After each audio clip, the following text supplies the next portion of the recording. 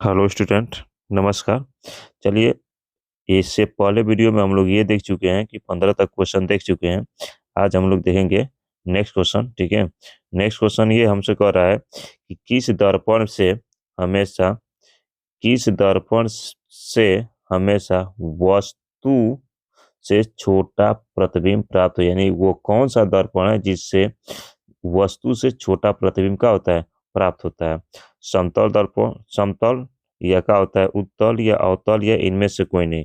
किससे प्राप्त होगा तो आप देखेंगे, तो आपका आंसर कौन सा होगा, तो बी आंसर होगा, यानी कि वो कौन सा होगा, समतल दर्पण, यानी कि उत्तल दर्पण। कौन सा होगा, उत्तल दर्पण। उत्तल दर्पण में ये होता है कि जो ये क्या बनाता है कि वस्तु से छोटा प्रतिबिंब बनाता है। क्या बनता है, वस्तु से छोटा प्रतिबिंब बनाता है। ठीक है, चलिए नेक्स्ट क्वेश्चन देखते हैं।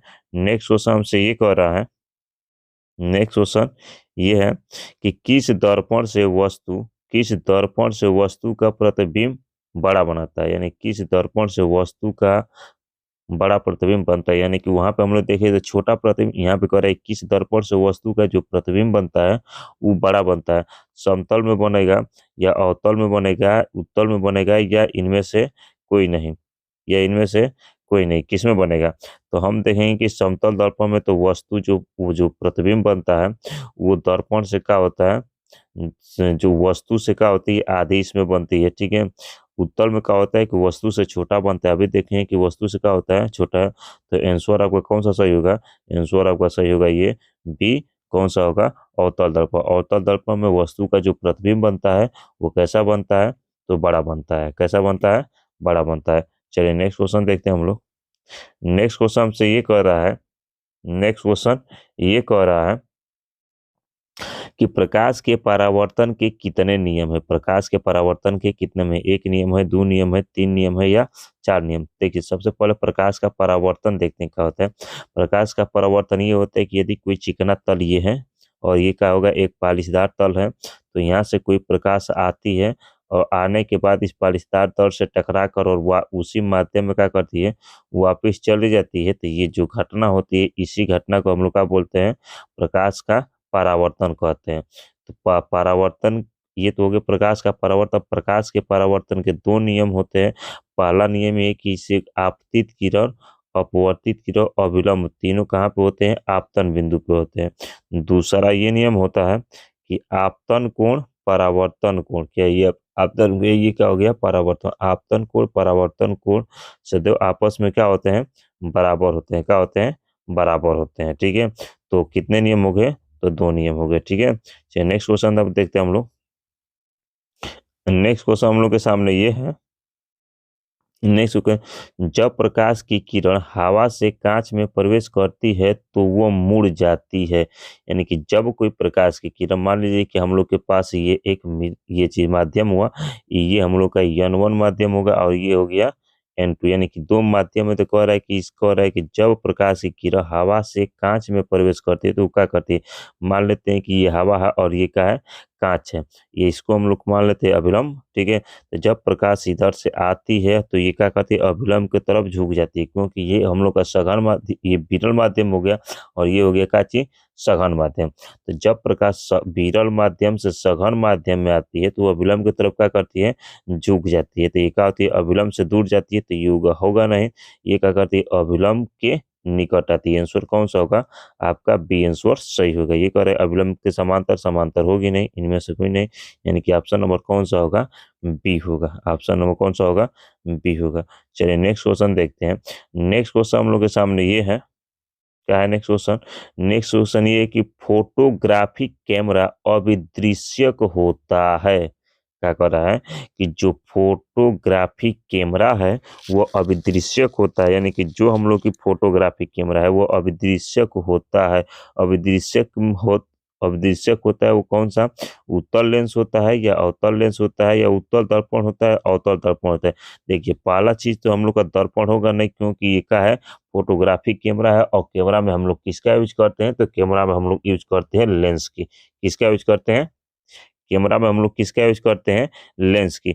या तो ए ऑप्शन सही होगा या तो बी ऑप्शन होगा, कौन सा ऑप्शन सही होगा आप खुद बताइए, ठीक है। चलिए जल्दी बताइए। तो ऑप्शन नंबर आपका कौन सा होगा, ए सही होगा। कौन सा होगा, ए, यानी कौन सा होगा, उत्तल लेंस होगा। कौन सा होगा, उत्तल लेंस। चलिए नेक्स्ट क्वेश्चन देखते हैं। नेक्स्ट क्वेश्चन हम लोग के सामने क्या कर रहा है। नेक्स्ट क्वेश्चन ये कर रहा है कि साइड मिरर के रूप में प्रयुक्त होता है, यानी कि जो गाड़ियों में होते हैं, मोटर गाड़ियों में, वो देखें कि जो ड्राइवर के सामने एक दर्पण लगा होता है, ठीक है। तो उस वो जो शीशा होती है, यानी कि वो जो दर्पण होता है, वो कौन सा दर्पण होता है, अवतल दर्पण होता है या उत्तल दर्पण होता है, या अवतल उत्तल लेंस होता है या प्रिज्म होता है। तो एक चीज देखिए, तो बात हो रही है किसकी, मिरर की। बात हो रही है किसकी, मिरर की। यानी कि हम लोग बात कर रहे हैं दर्पण की, तो लेंस तो होगा नहीं, ये ऑप्शन नहीं होगा और ये ऑप्शन नहीं, दो तो ऑप्शन कट गई है, ये होगा नहीं। कह रहे साइड मिरर। तो साइड मिरर में हम लोग देखते हैं कि ऐसा मिरर लगाते हैं कि जो बड़े प्रतिबिंब को क्या करते हैं, छोटा में करके दिखाए, यानी कि ऐसा प्रतिबिंब का यूज करते हैं, यानी कि ऐसा दर्पण की हम लोग यूज करते हैं कि जो बड़ा प्रतिबिंब को किसमें दिखाए, छोटा में करके दिखाए। तो बड़ा प्रतिबिंब तो देखेंगे तो ये बड़ा प्रतिबिंब दिखाते, तो ये भी नहीं होगा। कौन सा होगा, ऑप्शन नंबर आपका बी, क्योंकि उत्तल दर्पण जो होता है ये बड़े प्रतिबिंब को छोटे में करके हमको क्या करता है, दिखाता है। चलिए नेक्स्ट क्वेश्चन देखते हैं हम लोग। नेक्स्ट क्वेश्चन हम लोग के सामने ये कह रहा है। नेक्स्ट क्वेश्चन हम लोग के सामने देखिए ये कह रहा है। नेक्स्ट क्वेश्चन ये है कि एक अवतल दर्पण की फोकस दूरी 10 सेंटीमीटर, यानी कोई एक अवतल दर्पण है, उसकी जो फोकस दूरी कितना है, 10 सेंटीमीटर। तो उसकी वक्रता त्रिज्या क्या होगी, क्या होगी, उसकी वक्रता त्रिज्या को देखिए। वक्रता त्रिज्या जो होती है वो फोकस की क्या होती है, दोगुनी होती है। जैसे वक्रता त्रिज्या आर है, तो इसकी फोकस हम लोग क्या होगी, तो 2f होती है। कितना होती है, 2f। यानी कि यह जो फोकस दूरी होती है वो वक्रता त्रिज्या क्या होती है, आधी होती है। तो हमसे क्या पूछा, वक्रता त्रिज्या पूछ रहा था, यानी कि आर बराबर कितना हो जाएगा, 2f, और एफ का मान हमको कितना दिया है, 10। यानी कि आर बराबर की यहाँ पे 10 रखेंगे, यानी कितना होगा, 2 इंटू कितना 10, तो ये हो जाएगा आर बराबर कितना, 20। कितना होगा, 20 सेंटीमीटर। 10 सेंटीमीटर नहीं होगा, 5 सेंटीमीटर। कौन सा ऑप्शन होगा, ऑप्शन नंबर बी होगा। कौन सा, बी। कितना होगा, 20 सेंटीमीटर। चलिए नेक्स्ट क्वेश्चन देखते हैं हम लोग। नेक्स्ट क्वेश्चन हम लोग के सामने क्या कर रहा है। नेक्स्ट क्वेश्चन हमसे ये कह रहा है, क्या कर रहा है, नेक्स्ट क्वेश्चन ये कह रहा है कि निर्गत किरण एवं अभिलंब के बीच के कोण कहते हैं। यानी कि जो निर्गत किरण और अभिलंब है, ठीक है, निर्गत किरण और क्या होती है, अभिलंब। निर्गत किरण क्या होती है, देखिए ये हम लोग की आती है, ठीक है, ये हम लोग का देखिए, ये हम लोग के पास ये, और यहाँ से जैसे ये अभिलंब हुआ और यहाँ से ये आई, तो ये क्या हो गई, निर्गत किरण, ठीक है। क्योंकि अभिलंब से जैसे ही निर्गत, ये क्या होती है, निर्गत किरण, ठीक है। यहाँ से जाएगी तो इसी को निर्गत किरण बोलते हैं। कह रहा है कि निर्गत किरण और अभिलंब के बीच के कोण को क्या बोलते हैं, निर्गत किरण और अभिलंब के बीच को हम लोग क्या बोलते हैं, तो क्या बोलते हैं, निर्गत किरण अभिलंब के बीच, निर्गत किरण और अभिलंब के बीच के कोण को क्या बोलते हैं, तो हम लोग बोलते हैं उसे निर्गत कोण बोलते हैं। क्या बोलते हैं, निर्गत कोण बोलते हैं। चलिए नेक्स्ट क्वेश्चन देखते हैं हम लोग।